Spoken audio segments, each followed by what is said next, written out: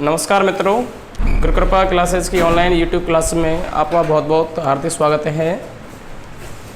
मैं घनश्याम लवानिया आपके बीच में लेके आया हूँ टॉपिक डाइजेस्टिव सिस्टम। जो हमारा चल रहा था उसको आज हम कंटिन्यू करेंगे। आज हमारा ये कंप्लीट हो जाएगा टॉपिक। इसके बाद हम नेक्स्ट टॉपिक के बारे में बात करेंगे, वो है हमारा उत्सर्जन तंत्र। लेकिन इस टॉपिक को हम पूरा करने से पहले सबसे पहले हम बात करना चाह रहे हैं हमारे यहाँ पे जो एंजाइम्स हैं, क्योंकि पाचन की क्रिया में एंजाइम्स का एक महत्वपूर्ण योगदान माना जाता है। और इस क्रम में हम पाचन की क्रिया में जिन एंजाइमों का हमारा कंट्रीब्यूशन होता है, योगदान होता है, उनको हम यहाँ ट्रिक वाइज आपको यहाँ पे पढ़ाएंगे। आप हमारे साथ वीडियो में अंत तक बने रहिएगा। यहाँ सारे के सारे जो एंजाइम्स हैं, मैं आपको विद इन ओनली 10 मिनट्स के अंदर आपको ये सारे के सारे एंजाइम्स मैं आपको रिवाइज करा दूंगा। और भविष्य में एंजाइम से रिलेटेड आपका कोई भी क्वेश्चन गलत नहीं होगा। ये सारे के सारे जो एंजाइम्स हैं, ये ट्रिक वाइज मैंने आपको तैयार किए हैं और इस ट्रिक का आपको बेहद लाभ मिलेगा, चाहे वो कोई सा भी कॉम्पिटिटिव एग्जाम है। विशेषकर उन विद्यार्थियों के लिए या विशेषकर उन जो भी हमारे रीट लेवल फर्स्ट और रीट लेवल सेकंड के जितने भी हमारे अभ्यर्थी हैं, उन सारे अभ्यर्थियों के लिए ये बहुत अच्छा एक वरदान साबित होंगी। क्योंकि ये ट्रिक ऐसी है जिनको आप कभी भी नहीं भूल सकते और ये आपके दिमाग के अंदर यदि फिक्स हो जाएंगे तो यहाँ हमारा एक भी एंजाइम से रिलेटेड कोई भी क्वेश्चन आपका गलत नहीं हो सकता। तो प्रिय मित्रों, मैं यहाँ बात कर रहा था, कल इसके बारे में बात कर रहे थे डाइजेस्टिव सिस्टम के बारे में। तो यहाँ हमारा है, आज बात करेंगे हमारा लीवर। वहाँ पे कंप्लीट हो गया था और लीवर के बारे में मैंने मित्रों आपको बताया था कि लीवर जो होता है ये एक प्रकार का मल्टीपर्पज ऑर्गन है। लीवर एक प्रकार का मल्टीपर्पज ऑर्गन होता है, यानी एक बहुउद्देशीय अंग के रूप में इसको माना जाता है। चलिए मित्रों, हम बात करेंगे आगे हमारा यहाँ पे आएगा पैनक्रियाज। अगला है हमारा यहाँ पे अग्नाशय। और यह अग्नाशय जो होता है ये हमारा कहलाता है पैनक्रियाज। ये अग्नाशय हमारा किसके नाम से जाना जाता है मित्रों? ये पैनक्रियाज के नाम से इसको जाना जाता है। हम यहाँ पर ये जो अग्नाशय है वास्तव में ये कहाँ मिलेगा, मैंने आपको बताना चाह रहा हूं। इधर ये तो हमारी ग्रासनाल हो गई और ग्रासनाल से जुड़ा हुआ ये जो रचना है, ये जो जे के आकार की जो रचना है, ये हमारी किस नाम से जानी जाती है मित्रों? ये हमारी आमाशय के नाम से या हमारी स्टोमच के नाम से इसको जाना जाता है। स्टोमच या हमारा इसका एक नाम और होता है पेट, यानी इस आमाशय का एक नाम होता है स्टोमच और एक नाम इसका क्या होता है? पेट होता है।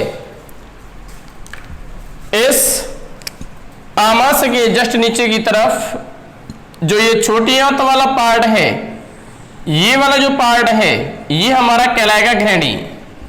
क्या कहलाएगा मित्रों? ये पार्ट हमारा कहलाएगा ग्रहणी। और ग्रहणी से जुड़ी हुई एक रचना होती है जिसको मैंने क्या नाम दिया? जिसको मैंने नाम दिया है अग्नाशय। प्रिय मित्रों, हमारी ये रचना क्या कहलाएगी बताइए? ये रचना हमारी अग्नाशय के नाम से इसको जाना जाता है। वास्तव में अग्नाशय का काम क्या होता है? कल मैंने आपको बताया था कि जो अग्नाशय होता है, इस अग्नाशय से जो हमारा रस निकाला जाता है, ये अग्नाशय से निकाला जाता है अग्नाशयी रस। अग्नाशय के द्वारा जो स्रावित रस होता है वो रस हमारा कहलाता है अग्नाशयी रस। और इस अग्नाशयी रस के अंदर हमारे क्या पाए जाते हैं? बाइकार्बोनेट आयन पाए जाते हैं। इस अग्नाशय के अंदर हमारे बाइकार्बोनेट आयन पाए जाते हैं और बाइकार्बोनेट आयन की वजह से ये कैसी प्रकृति का होता है मित्रों?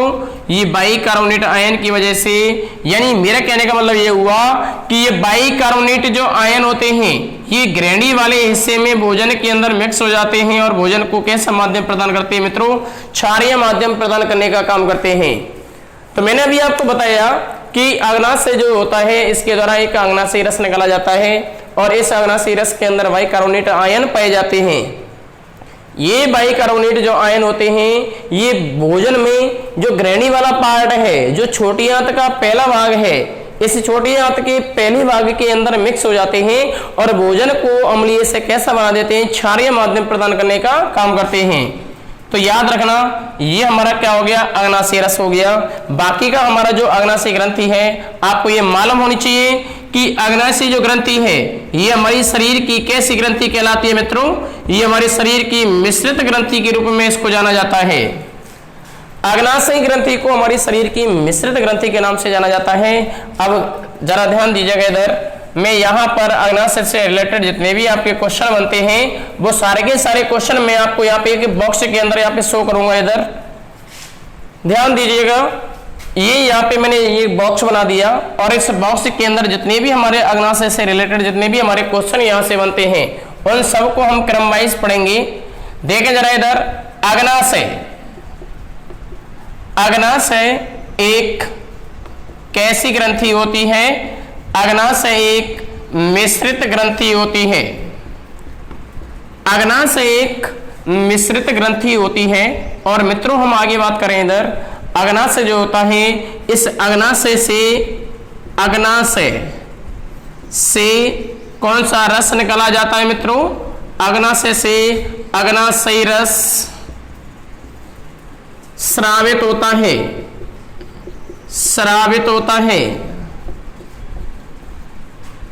जिसमें बाइकार्बोनेट आयन, जिसमें बाइकार्बोनेट आयन उपस्थित होते हैं, उपस्थित होते हैं, जो भोजन को कैसा बनाते हैं? जो भोजन को क्षारीय बनाते हैं। किसके अंदर? ग्रहणी के अंदर। किसके अंदर? ग्रहणी के अंदर। एक और बनता है हमारा यहां से इधर, अग्नाशय के अंदर या इसमें 3 प्रकार की कोशिकाएं पाई जाती हैं, 3 प्रकार की सेल्स पाई जाती हैं। अग्नाशय में 3 प्रकार की सेल पाई जाती हैं। फर्स्ट सेल का नाम है अल्फा सेल्स, सेकंड है बीटा सेल्स और तीसरा है हमारा मित्रों इधर डेल्टा सेल्स।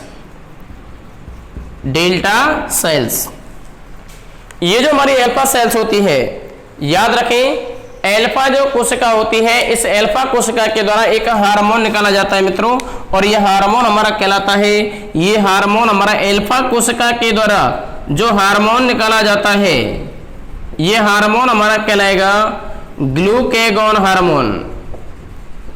अल्फा कोशिका के द्वारा जो हार्मोन निकाला जाता है वो कौन सा हार्मोन है मित्रों? ये हार्मोन हमारा कहलाएगा ग्लूकागॉन हार्मोन। और बीटा कोशिका जो होती है, इन बीटा कोशिका के द्वारा जो हार्मोन रिलीज किया जाता है, ये हार्मोन हमारा होता है इंसुलिन हार्मोन। कौन सा हार्मोन? Insulin hormone. ये बीटा कोशिकाओं के द्वारा रिलीज किया जाने वाला हार्मोन होता है। अगला है डेल्टा सेल्स, और डेल्टा सेल्स के द्वारा जो हार्मोन रिलीज किया जाता है, ये हार्मोन हमारा होता है सोमेटोस्टेटिन हार्मोन। तो सोमेटोस्टेटिन हार्मोन हमारा डेल्टा सेल के द्वारा रिलीज किया जाता है। अल्फा कोशिका के द्वारा जो हार्मोन रिलीज किया जाता है वो ग्लूकागॉन हार्मोन होता है। और बीटा कोशिका जो होती हैं, इस बीटा कोशिका के द्वारा इंसुलिन हार्मोन को रिलीज किया जाता है। जबकि डेल्टा जो सेल होती है, इस डेल्टा सेल्स के द्वारा हमारा एक सोमेटोस्टेटिन हार्मोन को रिलीज किया जाता है। चलिए मित्रों हम आगे बात करेंगे इधर। यहाँ हम सबसे पहले जो हार्मोन लेंगे, बीटा सेल्स के द्वारा निकाला जाने वाला इंसुलिन हार्मोन के बारे में बात करेंगे। मैं यहाँ इन क्वेश्चनों को आप मेरे साथ साथ नोट करते हुए चलें।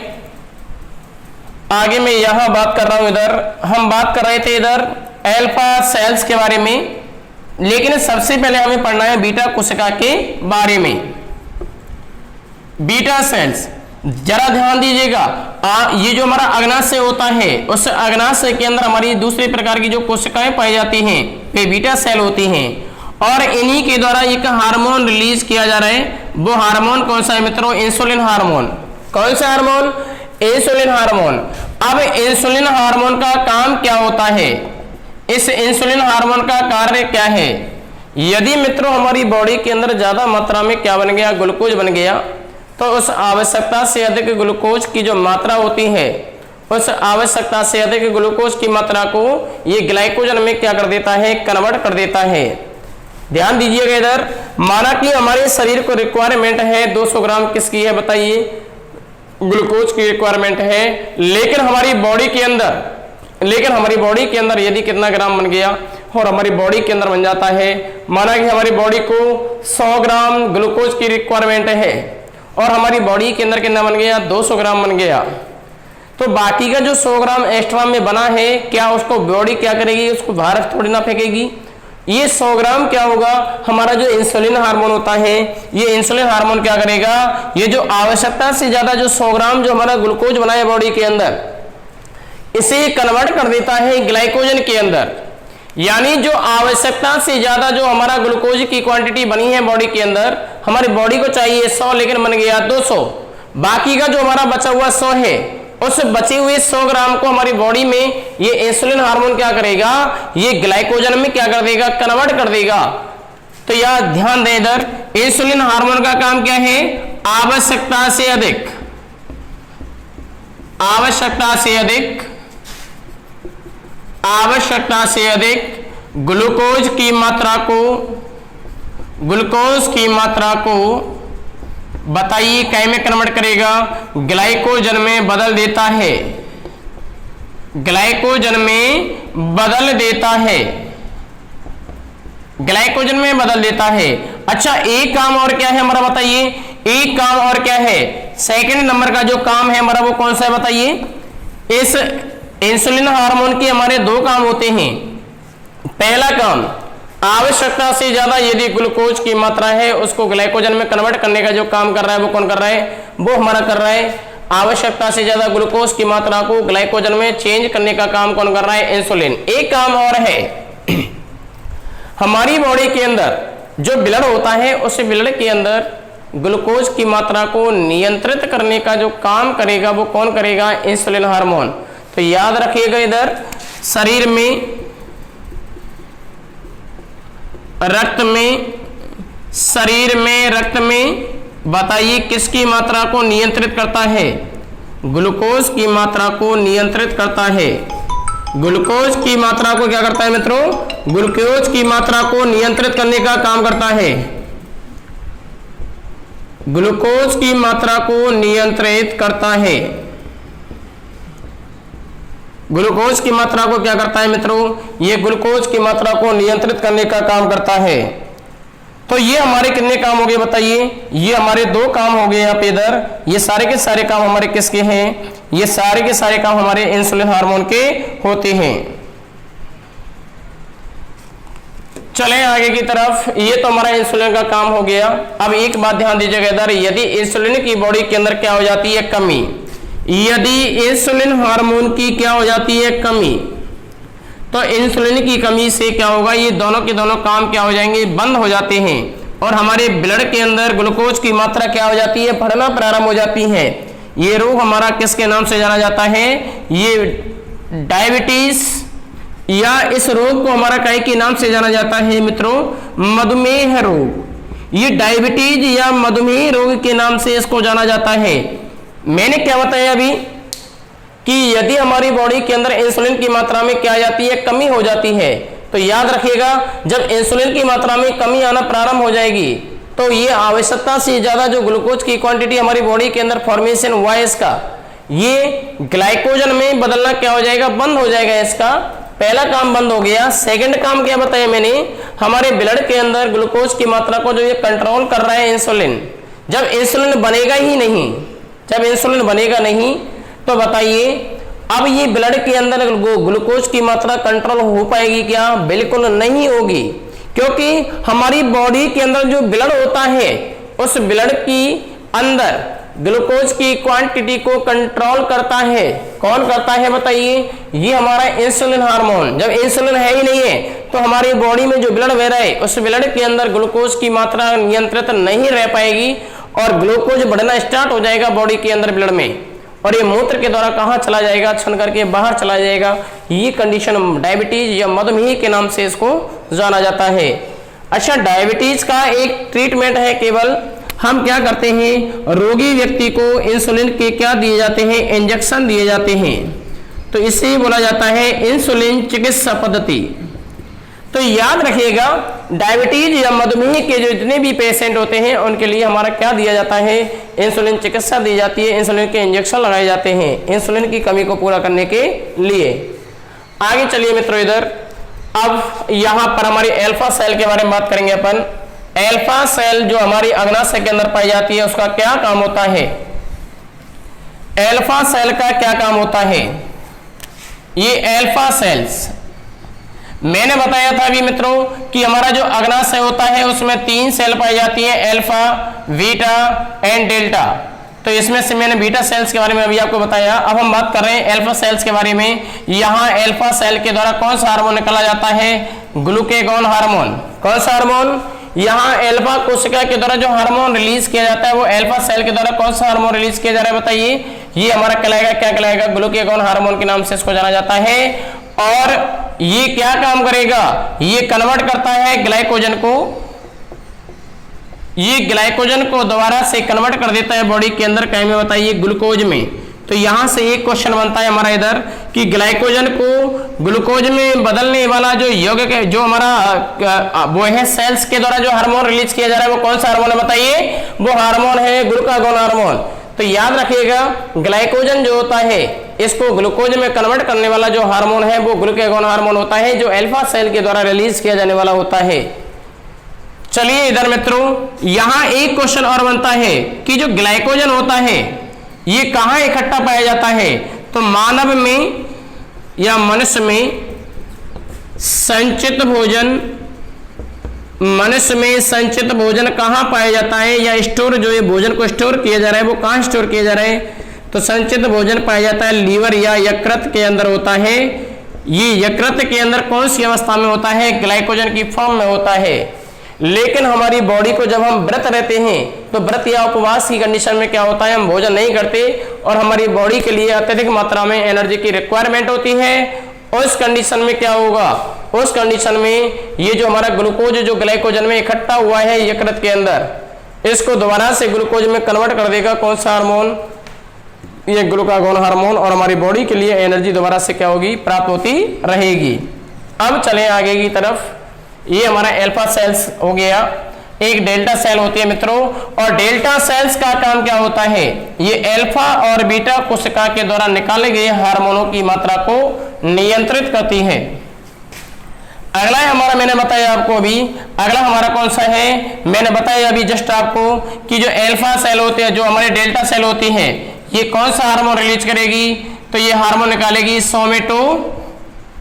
Somatostatin hormone. सोमेटोस्टेटिन हार्मोन का काम क्या होता है? ये अल्फा और बीटा सेल्स के द्वारा जो हार्मोन निकाले जाते हैं, इन हार्मोनों की मात्रा को कंट्रोल या नियंत्रित करने का जो कार्य किया जाता है वो सोमेटोस्टेटिन हार्मोन के द्वारा किया जाता है। चलिए मित्रों आगे बात करते हैं। इधर हम बात कर रहे थे एंजाइम्स के बारे में, एंजाइम्स के बारे में, क्योंकि पाचन की क्रिया में एंजाइम्स का एक महत्वपूर्ण योगदान माना गया है। पाचन की क्रिया में एंजाइम्स का एक महत्वपूर्ण योगदान माना जाता है। बिना एंजाइम्स के हम भोजन के पाचन की कल्पना नहीं कर सकते। जरा ध्यान दीजिएगा, इधर हम बात कर रहे थे एंजाइम्स के बारे में। अच्छा एक बात बताइए, एंजाइम शब्द एक वैज्ञानिक के द्वारा दिया गया था, कुहुनी। ये एंजाइम शब्द हमारा किसके द्वारा दिया गया? एंजाइम शब्द हमारा एक वैज्ञानिक कुहुनी वैज्ञानिक के द्वारा ये वर्ड दिया गया था। हम बात करेंगे इधर एंजाइम वास्तव में कहां से रिलीज किए जाते हैं। एंजाइम हमारे बहिस्रावी ग्रंथियों के द्वारा रिलीज किए जाते हैं। बहिस्रावी ग्रंथियों के द्वारा, बहिस्रावी ग्रंथियों से निकाले गए पदार्थ हमारे क्या कहलाते हैं? एंजाइम्स कहलाते हैं। अब पाचन में सबसे पहले अपन पढ़ेंगे किसके बारे में? कि मुख गुहा में या लार ग्रंथियों के बारे में पढ़ेंगे अपन। लार ग्रंथियां, चलिए मित्रों, लार ग्रंथियों के द्वारा निकाले जाने वाले एंजाइम, लार ग्रंथि से स्रावित एंजाइम, लार ग्रंथियों से स्रावित एंजाइम्स, इनको याद करने का एक तरीका है, ट्रिक है मित्रों। और ये ट्रिक मैं बता रहा हूं आपको इधर। लालानी एक ट्रिक है, लालानी अम्मी को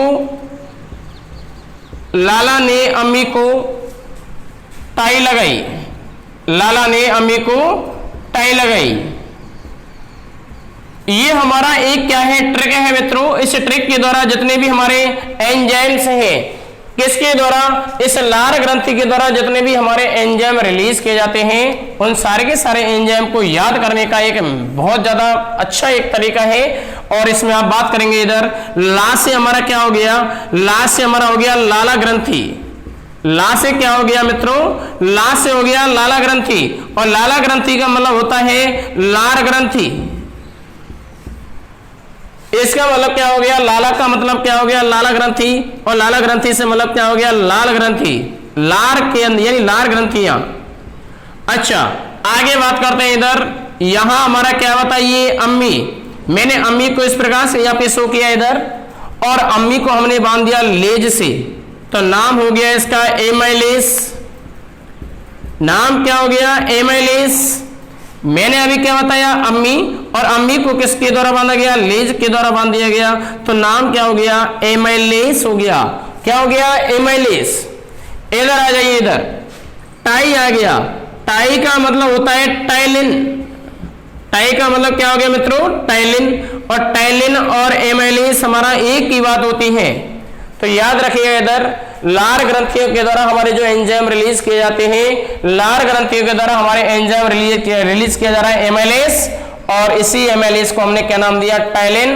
तो याद करने की जो तरीका है वो क्या है हमारा, लाला ने अम्मी को क्या लगाई, टाई लगाई, टाई से हो गया टाइलिन, और अम्मी से हो गया एमाइलेस, यानी अम्मी को बांध दिया लेज से, तो नाम हो गया एमाइलेस। इधर आ जाइए, ला का मतलब लार ग्रंथियां। इधर हमारा एक ला से एक नाम और बनता है जिसका नाम है लाइसोजाइम। लाइसोजाइम नाम हो गया लाइसोजाइम। आपको ये कोई सलाह देता है, देखो मैंने अभी बताया कि सुबह सुबह बहुत से आपके ग्रामीण क्षेत्रों में ये परंपरा है कि यदि किसी के दांत वगैरह हो जाता है तो ये कहा जाता है कि आप सुबह सुबह जब जगते हो तो सुबह सुबह जगते ही अपने मुंह का थूक वगैरह जो है वहां पे हम लगाते हैं। उसके अंदर मात्रा कैसी होती है बताइए, क्योंकि हमारे रात भर जब हम सोते हैं, रात्रि को जब हम सोते हैं, तो रात्रि को सोते समय बहुत ज्यादा मात्रा में सलाइवा जो होती है, यह हमारा मुंह भोजन के लिए काम तो आता नहीं है, ठीक है। तो उस कंडीशन में हमारे मुंह के अंदर ये जो हमारे बैक्टीरिया वगैरह होते हैं या जो हमारे एंजाइम्स वगैरह होते हैं, ये हमारे लगातार क्या रहते हैं, इंक्रीज करते रहते हैं, और इनकी मात्रा इतनी ज्यादा हो जाती है, इतनी ज्यादा हो जाती है कि सुबह जो होता है उस समय इनकी मात्रा इतनी ज्यादा होगी कि हमारे जो जितने भी हमारे बैक्टीरिया वगैरह होते हैं या जितने भी हमारे हार्मफुल जो हमारे जो जितने भी हमारे माइक्रोब्स होते हैं उनके इफेक्ट को ये क्या करते हैं, कम करते हैं। तो चलिए मित्रों, मैं बात कर रहा था इधर, मैं यह बात कर रहा था इधर लाइसोजाइम एंजाइम। और लाइसोजाइम एंजाइम क्या करता है हमारे भोजन के अंदर, ये लाइसोजाइम एंजाइम भोजन में उपस्थित, ये भोजन में उपस्थित सूक्ष्म जीवों को क्या करता है, सूक्ष्म जीवों को नष्ट करता है। लाइसोजाइम एंजाइम हमारे भोजन में पाए जाने वाले सूक्ष्म जीवों को क्या करता है, नष्ट करता है। एक काम और है, ये हमारे कहां पर पाया जाता है, ये हमारी अश्रु ग्रंथियों में या आंसू में पाया जाने वाला एंजाइम आंसू में उपस्थित रहता है। ये हमारे अश्रुओं में या हमारे आंसुओं के अंदर भी जो हमारा एंजाइम पाया जाता है वो एंजाइम, प्रिय मित्रों, वो हमारा एंजाइम होता है लाइसोजाइम एंजाइम।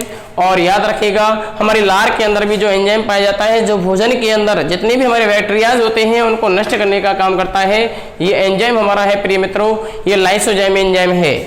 एक बात और मैंने बताया अभी, टाइलिन, टाइलिन का मतलब होता है एमाइलेस। ये एमाइलेस का काम क्या है मित्रों, ये एमाइलेस क्या करता है, जैसे ही मैंने भोजन को ग्रहण किया और भोजन के अंदर किसकी मात्रा है, कार्बोहाइड्रेट के रूप में स्टार्च की मात्रा है, क्योंकि जब हम भोजन ग्रहण करते हैं तो उस भोजन के अंदर स्टार्च की मात्रा होती है। और याद रखिएगा इधर, ये स्टार्च का पाचन करने वाला जो एंजाइम है, ये काय का पाचन करता है बताइए, ये स्टार्च को कन्वर्ट कर देता है एमाइलेस या टाइलिन एंजाइम, ये माल्टोज शुगर में क्या कर देता है, ये कन्वर्ट कर देता है। याद रखिए, मुंह के अंदर लगभग कितनी % स्टार्च का पाचन होता है, स्टार्च एक प्रकार का कार्बोहाइड्रेट है। स्टार्च एक प्रकार का क्या है मित्रों, ये एक प्रकार का कार्बोहाइड्रेट है। और कार्बोहाइड्रेट के अंदर भी ये क्या है बताइए, कार्बोहाइड्रेट के अंदर भी यह एक प्रकार का पॉलीसेकेराइड होता है। और पॉलीसेकेराइड कैसे होते हैं, ये जल के अंदर कैसे होते हैं मित्रों, ये जल में अघुलनशील होते हैं। पॉलीसैकेराइड क्या होते हैं? पॉलीसैकेराइड एक प्रकार का कार्बोहाइड्रेट होता है जो जल के अंदर आसानी से नहीं घुलता है, अघुलनशील होता है, लेकिन इसको डाइजेस्ट करता है मुख गुहा के अंदर। लगभग मुख गुहा के अंदर लगभग 30% part of the carbohydrate are digest in buccal cavity, यानी हमारी मुख गुहा के अंदर लगभग कितना परसेंट पार्ट, मुख गुहा के अंदर लगभग 30% जो हिस्सा होता है वो कार्बोहाइड्रेट का डाइजेस्ट हो जाता है। यहां किसके अंदर? मुख गुहा के अंदर। तो याद रखिए कार्बोहाइड्रेट का लगभग 30% हिस्सा, कार्बोहाइड्रेट का 30% भाग या हिस्सा बताइए काय के अंदर बचेगा? बताइए इसका मुख गुहा के अंदर क्या हो जाता है? इसका मुख गुहा में आसानी से पाचन हो जाता है।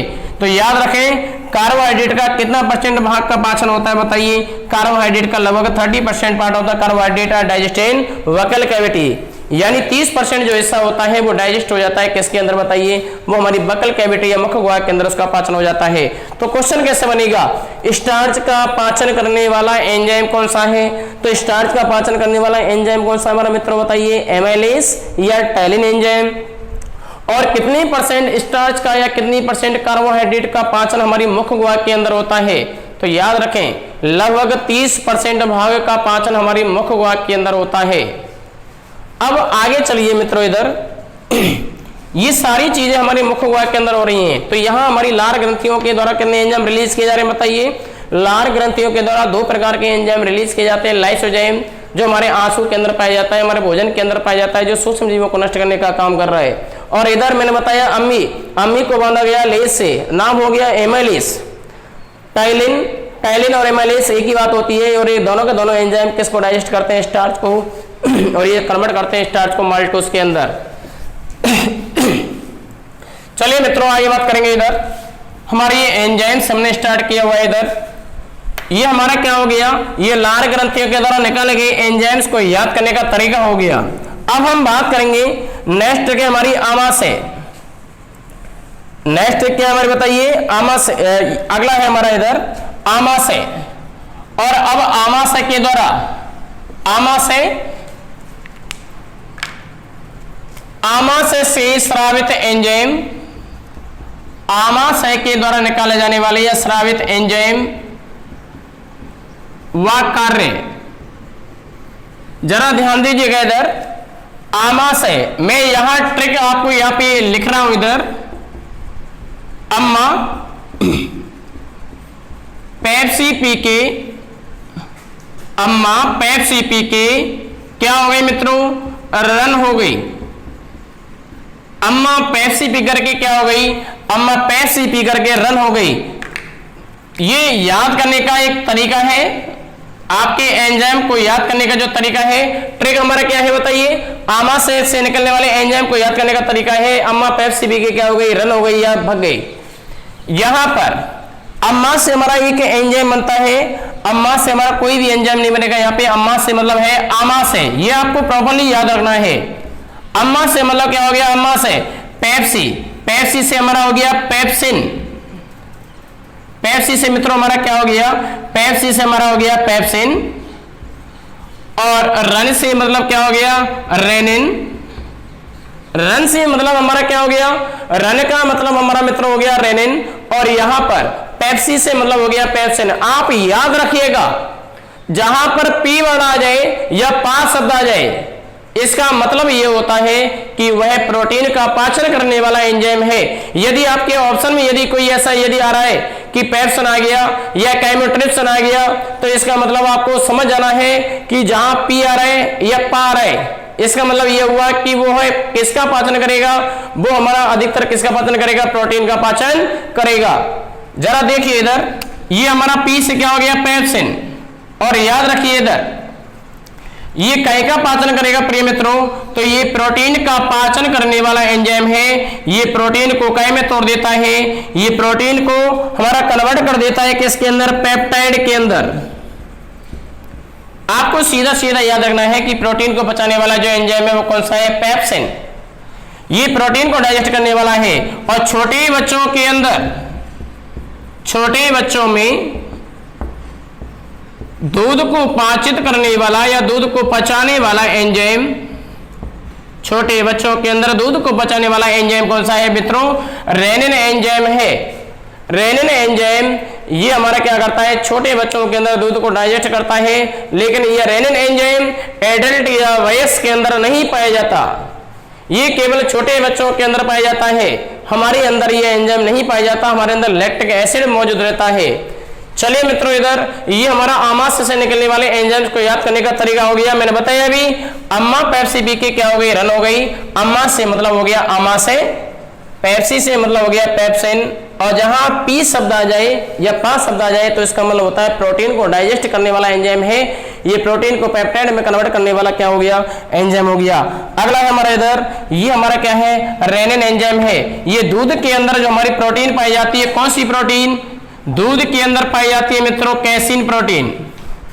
दूध के अंदर कैसीन प्रोटीन पाई जाती है, या दूध में उपस्थित प्रोटीन का नाम क्या है? Casein protein. और ये हमारा कैसीन प्रोटीन को ये एंजाइम क्या करेगा? ये पैरा कैसीन में क्या कर देता है? कन्वर्ट करने की क्षमता रखता है। दूध के अंदर जो कैसीन प्रोटीन पाई जाती है, उस दूध के अंदर पाई जाने वाली कैसीन प्रोटीन को ये रेनिन एंजाइम ये पैरा कैसीन के अंदर क्या कर देता है? कन्वर्ट करने की क्या रखता है? क्षमता रखता है। आगे हम बात करेंगे इधर, ये आमाशय से निकलने वाले एंजाइम को याद करने का क्या हो गया? तरीका हो गया। अगला है हमारा इधर, अगला बात करेंगे अग्नाशय। अगला क्या बात करेंगे अपन मित्रों? अगला बात करते हैं अग्नाशय के बारे में। अग्नाशय, अगला है हमारा अग्नाशय या पैनक्रियास। स्रावित एंजाइम, स्रावित एंजाइम एवं कार्य। जरा ध्यान दीजिएगा इधर, इनको भी याद करने का एक ट्रिक है हमारी इधर, इसका भी एक तरीका है। मैं यहां इधर बॉक्स बना रहा हूं। अम्मी को न्यू कार में लाई, अम्मी को न्यू कार में लाई, काई को इसको और बढ़ा देते हैं इधर, काई को ट्रिप में ले गई, काई को ट्रिप में ले गई। याद रखिएगा इधर, अम्मी को न्यू कार में लाई और काई को ट्रिप में ले गई। अब यहां से हमारे एंजाइम को कैसे याद करेंगे अपन? यहां एंजाइम को याद करेंगे मित्रों, यहां अम्मी से मतलब क्या हो गया? अम्मी से मतलब हो गया, अम्मी को बांधा गया है ले से, तो नाम हो गया प्रिय मित्रों एमिलिस। क्या हो गया? एमिलिस। मैंने अम्मी को काई के द्वारा बांधा है, ले से बांधा है, तो नाम हो गया एमिलिस। इधर आ जाइए, को आपको छोड़ना है इधर आ जाइए। न्यू का मतलब क्या हो गया? न्यू का मतलब प्रिय मित्रों क्या हो गया? न्यूक्लियोजेस। न्यू का मतलब क्या हो गया? न्यूक्लियोजेस। कार है। अब एक बात बताइए, नई कार है तो नई कार के अंदर क्या बजेंगे? बॉक्स बनेंगे या बॉक्स बजेंगे, तो कार में क्या बजा है? बॉक्स। तो नाम क्या हो गया? नाम हो गया कार्बोक्सी। कार के अंदर बॉक्स बज रहा है तो नाम क्या हो गया? नाम हो गया प्रिय मित्रों कार्बोक्सी। और एक शब्द और जोड़ना है आपको, पेप्टाइडेज, कार्बोक्सी पेप्टाइडेज। अब आ जाइए इधर, ये हो गया लाई, तो लाई का मतलब हो गया लाई भैया, और लाई भैया क्या देता है? तेल, और तेल क्या हो गया? चिकना पदार्थ। तेल क्या हो गया? चिकना पदार्थ, और चिकने पदार्थ हमारे क्या कहलाते हैं? वसा कहलाते हैं। याद रखिएगा, लाई का मतलब होता है लाई भैया, और लाई भैया क्या बेचेगा? तेल। तेल क्या है? चिकना पदार्थ, और चिकनी पदार्थ को क्या कहते हैं? वसा कहते हैं। तो यहां पर ये क्या हो गया? लाई से हो गया लाइपेस एंजाइम। लाई से क्या हो गया? Lipase enzyme. और लाइपेस एंजाइम कई का पाचन करेगा? ये वसा का क्या करेगा? पाचन करने वाला जो एंजाइम होता है वो लाइपेस एंजाइम होता है। आगे बात करूंगा मैं इधर, ये हमारा काइको आ गया, काइको ट्रिप आ रहा है इधर। काइको ट्रिप का मतलब होता है, ये पा की जगह आपको मां लगा देना है और नाम हो जाएगा काइमो। ये ट्रिप की जगह तो ट्रिप आएगा, लेकिन का की जगह आपको क्या करना है? का की जगह आपको लगाना है मो, मां लगाना है, नाम हो गया काइमोट्रिप्सिन। नाम क्या हो गया मित्रों? काइमोट्रिप्सिन। काइमोट्रिप्सिन। और एक ट्रिप से क्या हो गया? अलग से ट्रिप से अलग से क्या हो गया? ट्रिप्सिन। चलिए मित्रों इधर आगे जरा ध्यान दें, इधर एमाइलिस बताइए प्रिय मित्रों, ये काय का पाचन करेगा? ये स्टार्च का पाचन करने वाला क्या होता है? एंजाइम होता है। इधर आ जाइए, ये है हमारा इधर न्यूक्लियोजेस। न्यूक्लियोजेस क्या करता है? ये डीएनए और आरएनए को न्यूक्लियोटाइड में कन्वर्ट करता है। ये डीएनए और आरएनए इसको ये काय में कन्वर्ट करेगा? ये न्यूक्लियोटाइड में बदल देता है। न्यूक्लियोटाइड ये आरएनए और डीएनए को न्यूक्लियोटाइड में कन्वर्ट कर देता है। और याद रखना, इनका जो शोध केंद्र है वो कहां पर है? हैदराबाद के अंदर है। डीएनए और आरएनए का जो हमारा आणविक जो शोध केंद्र है वो हमारा हैदराबाद के अंदर स्थित है। आगे बात करेंगे इधर न्यूक्लियोजेस एंजाइम का काम क्या होता है। देखो न्यूक्लिक आ रहा है इसके अंदर, तो इसका मतलब है डीएनए के अंदर भी क्या आ रहा है? एन आ रहा है। एन का मतलब क्या आ गया? न्यूक्लिक एसिड हो गया। और आरएनए के अंदर भी एन आ रहा है मित्रों, तो आरएनए में एन आ रहा है, तो इसका मतलब हो गया एन का मतलब न्यूक्लिक और ए का मतलब क्या हो गया? Acid, nucleic acid. तो यहाँ न्यूक्लिक को आपको इस प्रकार से याद रखना है कि ये डीएनए और आरएनए को ये न्यूक्लियोटाइड में क्या कर देता है? कन्वर्ट कर देता है। और इनका आणविक शोध केंद्र कहां पर है? डीएनए और आरएनए का हैदराबाद के अंदर है। ठीक है, आगे चलते हैं इधर। अगला है हमारा कार्बोक्सीपेप्टाइडेज। ये भी हमारा काय का पाचन करेगा? ये कार्बोक्सीपेप्टाइडेज में पी आ रहा है, तो ये प्रोटीन का क्या करेगा? पाचन करेगा। इधर लाइपेज एंजाइम, वसा का पाचन करने वाला एंजाइम लाइपेज एंजाइम। प्रिय मित्रों, आगे बात करेंगे। काइमोट्रिप्सिन आ गया, ट्रिप्सिन में पी आ रहा है, इधर आधा पी आ रहा है, तो आपको समझ जाना है कि ये भी हमारा काय का पाचन करेगा, प्रोटीन को डाइजेस्ट करेगा।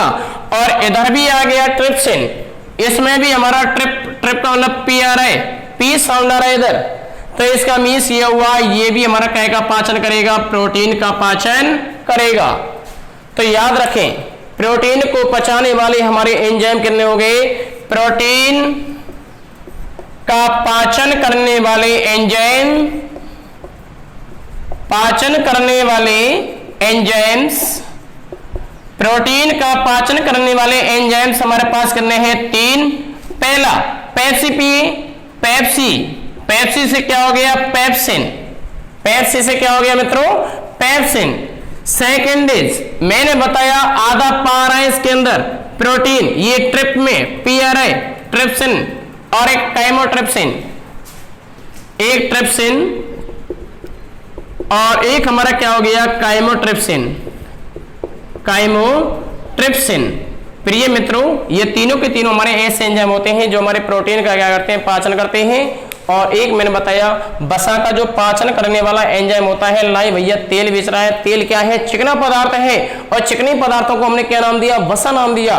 तो वसा का पाचन करने वाला जो हमारा एंजाइम है वो लाइपेज एंजाइम है। मैं यहाँ लिख देता हूं इधर, वसा का पाचन करने वाला, वसा का कौन कर रहा है बताइए? लाइपेज कर रहा है। कौन कर रहा है? लाइपेज। और स्टार्च का पाचन कौन कर रहा है? एमाइलेज। स्टार्च क्या कर रहा है? ये स्टार्च को कन्वर्ट काय के अंदर कर रहा है? ये माल्टोज के अंदर। किसके अंदर? माल्टोज के अंदर। चलिए मित्रों, अगला हमारा एक लास्ट बचता है। ये तो हमारा अग्नाशय हो गया, एक हमारा आंतरीय रस और बचा हुआ है। और ये हमारा पाचन का जो टॉपिक है ये यहाँ पर क्या हो जाएगा? समाप्त हो जाएगा। आगे मैं बात कर रहा हूं इधर छोटी आंत के द्वारा निकाले जाने वाले विभिन्न प्रकार के एंजाइम्स, छोटी आंत के द्वारा निकाले जाने वाले विभिन्न प्रकार के एंजाइम्स। चलिए इधर जरा बात करेंगे हम छोटी आंत, लास्ट टॉपिक। उसके बाद हमारा डाइजेशन जो पूरा का पूरा जो यूनिट है प्रिय मित्रों ये एंड हो जाएगी। इसको भी याद करने का एक अच्छा सा तरीका है मित्रों, बहुत अच्छा तरीका है। आप ध्यान दीजिएगा इधर हमारा छोटी आंत को याद करने का एक तरीका है। मैं यहां ट्रिक आपको शो कर रहा हूं इधर, जरा ध्यान दें। न्यू माल 1 लाख का है, न्यू माल 1 लाख का है। शुक्र है 50 का, शुक्र है 50 का। प्रिय मित्रों ये ऐसी ट्रिक है, इन ट्रिकों को यदि आप पढ़ोगे तो ये आपको हमेशा हमेशा के लिए क्या हो जाएंगी? याद हो जाएंगी। जरा ध्यान दीजिएगा, न्यू का मतलब है न्यूक्लियोजेस, जो आपने अभी पढ़ा हुआ है न्यूक्लियोजेस। माल में MAL आ रहा है, माल में लगा दो एस, माल्टेस हो गया, लाख में क्या आ रहा है LAC, इसमें क्या लगा दो टेस, लैक्टेस हो गया प्रिय मित्रों।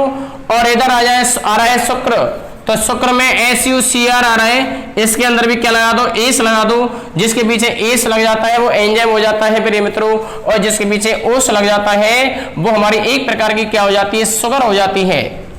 तो जरा ध्यान दीजिएगा, इधर मैंने बताया शुक्र में SUCR आ रहा है तो एस लगा दिया, सुक्रेस हो गया।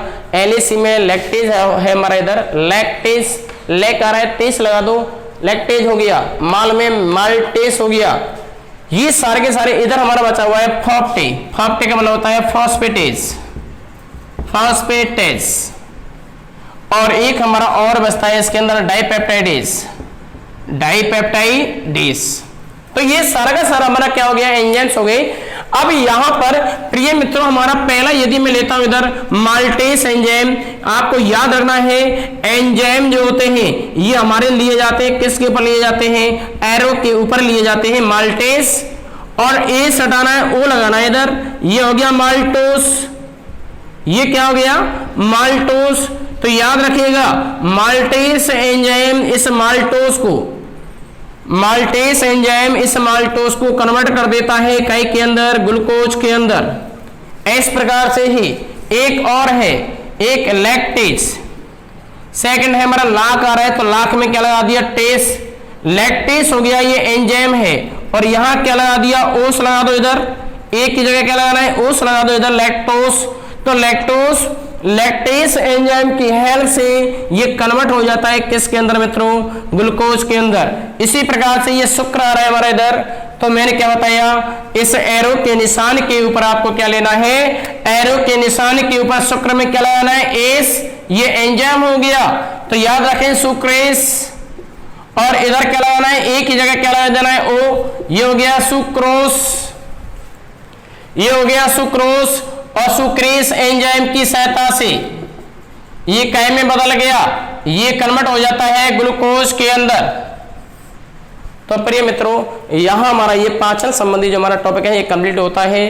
ठीक है, अब हम बात करेंगे हमारा नेक्स्ट जो टॉपिक है, कल हम बात करते हैं सर्कुलेटरी सिस्टम या मानव हृदय के बारे में बात करेंगे, परिसंचरण तंत्र के बारे में बात करेंगे, आफ्टर देन उत्सर्जन तंत्र के बारे में बात करेंगे। उसके बाद हम अन्य तंत्रों को विस्तार से पढ़ने का प्रयास करेंगे। ठीक है, आप हमारे साथ हमारे वीडियोस को लाइक करते रहिए, हमारे वीडियो को सब्सक्राइब कीजिए, ठीक है, और इसको शेयर करिएगा। प्रिय मित्रों यहाँ आपके लिए सारा का सारा में जो मैटर है एक अच्छी प्लेटफॉर्म के साथ आपको ये अवेलेबल कराया जा रहा है। हमारे वीडियो में आप लंबे समय तक बने रहिएगा और इनको एक सिस्टमेटिक तरीके से पढ़िएगा। मैं इतना गारंटी के साथ कह सकता हूं कि चाहे आप कोई सा भी कंपटीशन दे लेना, इससे बाहर आपका कोई भी टॉपिक यदि कोई भी क्वेश्चन ऐसा नहीं आएगा जो इसके अंदर से ना हो। मेरा कहने वाला है सारे के सारे क्वेश्चन हमारे इसी के अंदर से आपको मिल जाएंगे, और आपको मैंने इतनी शॉर्ट ट्रिक्स में आपको ये सारे के सारे एंजाइम्स आपको मैंने कराए हैं कि हो सकता है भविष्य में आपको एक बार पढ़ने के बाद दोबारा इनको पढ़ने की कभी भी आवश्यकता नहीं पड़े प्रिय मित्रों।